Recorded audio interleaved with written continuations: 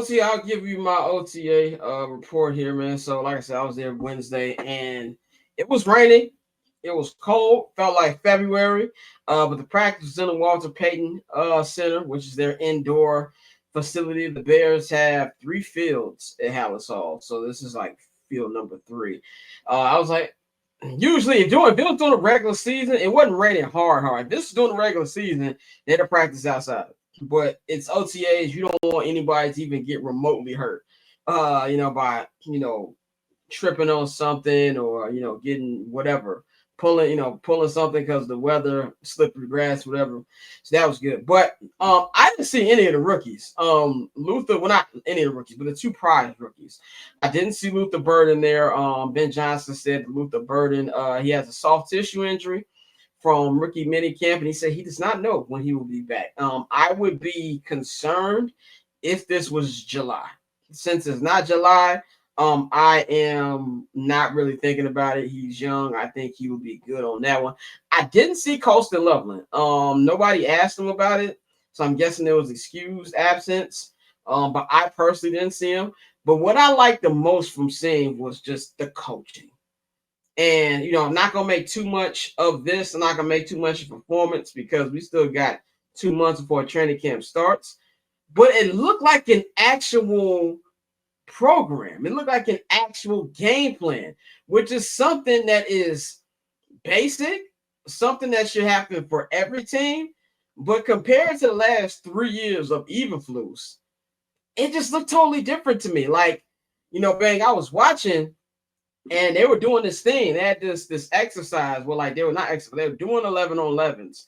And while the defense was right here, Al Harris is in the middle of the field, like behind the secondary. Al Harris is in the middle of the field behind the secondary on the Bears C, and he's like watching how everything is going on with the secondary and how it's looking from his point of view. You see Eric Bieniemy working real hard with the running backs, cussing them out when they're doing things wrong, making sure they're on the right track. And just the whole time, Ben Johnson just watching everything going on at the same time. Antoine Randall was very, very active on this. And, right now it's like they're setting up a culture. They're setting up a program out there and making sure everybody's on their P's and Q's already in the season, even though it's just OTAs.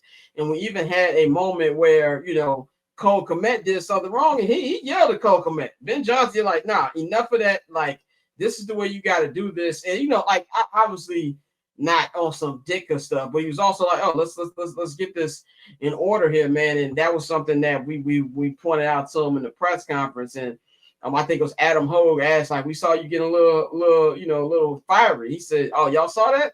He said, man, the team said I got to get better with my body language. So I'm going to work on that body language, man. But you could just really see what he's trying to work through right now. And also, this is a long practice.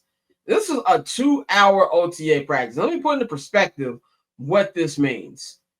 During the Eberflus era, not only were practices not 2 hours, training camp practices, we might have had 2 training camp practices that were 2 hours all last year. So he's doing that already in OTAs, which let me know, okay, this is a little different. So it feels like for the first time since, even I'm gonna give Nagy. First time since Nagy, where I feel like there's adults in the room.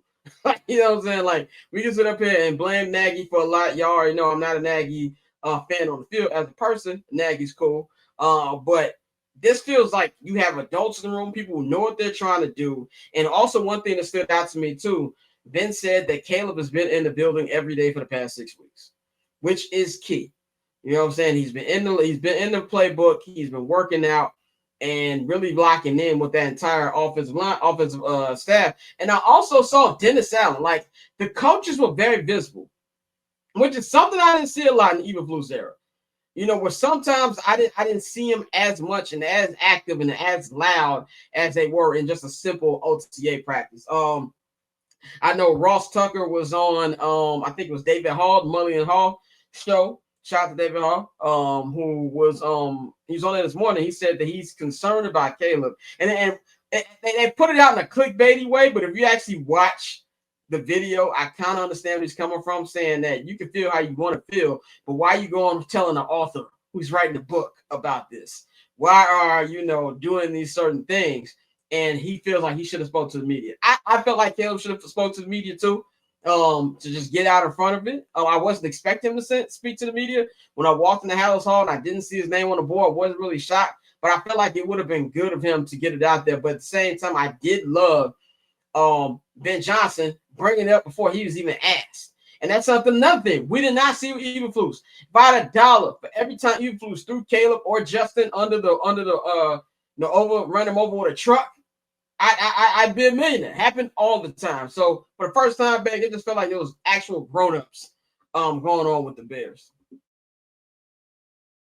Look, man, I remember even before we signed Ben Johnson, I had said he looked like a madman. He looks like Lil Gruden. So seeing everybody, including you, who now see him at OTAs, like, yo, he's kind of like a madman. It basically confirms everything that I thought, that we got somebody that's going to be really intense on the sidelines and hold players accountable. But I do love the fact that he got out in front of it. I wasn't there last year. So like all of that happened, I wasn't here. I'm here to take care of now, and I'm looking for the challenge. Like, the one thing that I hate about this Bears discourse is acting like anybody that comes to this organization is just going to be terrible as soon as they get here because of the curse of the Bears or whatever curse of the Bears. We haven't, since Dave Wanstead got the highly coveted head coaching prospect. We got that there. The last time we got that before that was Mike Dicker, who angled, who pitched, who wanted to come back to the Bears to get this job. The Bears have never been in a situation where they picked the quarterback number 1 in the draft. We got that. We could talk all about this quarterbacks go to dot thing. I think that's overrated. I honestly think that's overrated. Cade McNown came here to die for him? No, he did not come into like the last 2 quarterbacks, and really the last one is the reason why we got that. And even with the Caleb Williams and the shit with this book, correct me if I'm wrong, but Caleb Williams' daddy was the one who was talking to Chef Wickersham and not necessarily Caleb. He was getting all of this from Caleb's dad.